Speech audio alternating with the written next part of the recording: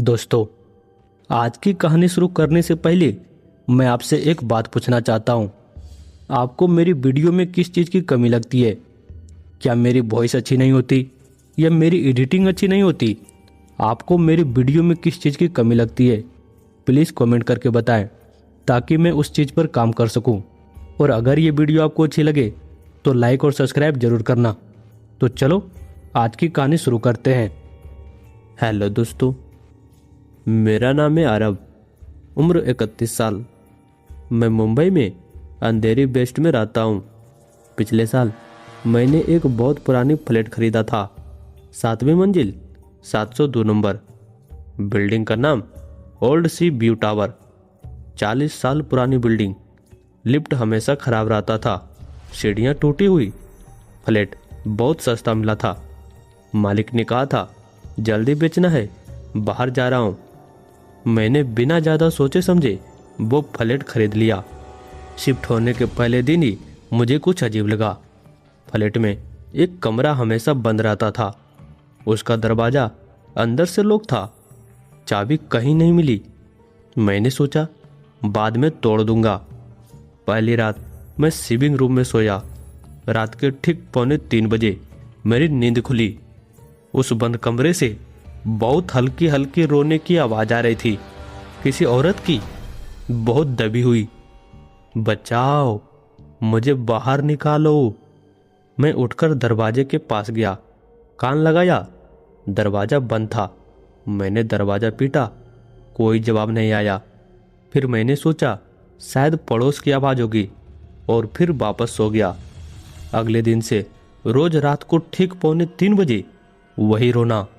धीरे धीरे वो आवाज़ साफ होने लगी।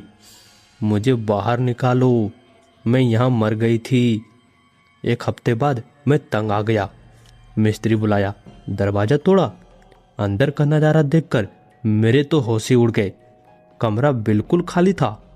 बस दीवार पर एक पुरानी कैलेंडर 1998 का टंगा था और जमीन पर सूखा हुआ खून का एक बड़ा सा धब्बा। धब्बे के बीच में एक छोटी सी बच्ची की चप्पल पड़ी थी और सिर्फ एक जोड़ी का एक जूता। मैंने सोसाइटी के सबसे पुराने वॉचमैन अंकल से पूछा। उन्होंने सिगरेट पीते हुए बताया, साहब, 1998 में इस फ्लैट में एक फैमिली रहती थी, पति पत्नी और एक 5 साल की बेटी रिया। एक रात पति ने पत्नी को मार डाला, फिर बच्ची को उस कमरे में बंद कर दिया। बच्ची 3 दिन तक रोती रही, चिल्लाती रही, मम्मी दरवाज़ा खोलो, लेकिन किसी ने नहीं खोला। तीसरे दिन जब पुलिस आई तो बच्ची भी मर चुकी थी, भूख प्यास से। और तब से वो दोनों यहाँ है। माँ रोती है और बच्ची दरवाज़ा पीटती है। मैंने हंसकर कहा, अंकल मैं नहीं मानता ये सब। अंकल बोले, फिर भी रात को 2:45 उस कमरे में मत जाना। उसके बाद मैंने कमरा फिर से बंद कर दिया, नया ताला लगवाया। फिर एक रात मैं देर से सोया। 2:45 मेरी नींद अपने आप खुली। मैंने देखा बेडरूम का दरवाज़ा धीरे धीरे खुल रहा था। फिर छोटे छोटे पैरों की आवाज़, जैसे कोई 5 साल की बच्ची दौड़ रही हो। वो मेरे बेड तक आई और मेरे तकिए के बगल में एक छोटा सा हाथ रख दिया, बर्फ जैसा ठंडा हाथ। फिर बच्ची की आवाज़, अंकल खेलोगे? मैं चीखा और लाइट जलाई तो कोई नहीं था। बस मेरे तकिए पर एक छोटा सा गीला निशान था, जैसे किसी ने मुंह रखा हो। अब रोज रात को 2:45 वही होता है। पहले माँ का रोना, फिर बच्चे की दौड़ने की आवाज़ और फिर मेरे बेड पर छोटा सा ठंडा हाथ। एक रात मैंने हिम्मत की और उस बंद कमरे में चला गया। अंदर अंधेरा था। मैंने टॉर्च जलाई। दीवार पर खून से लिखा था, पापा ने हमें मार डाला, अब तुम हमारे पापा बन जाओ ना। मैं भागा।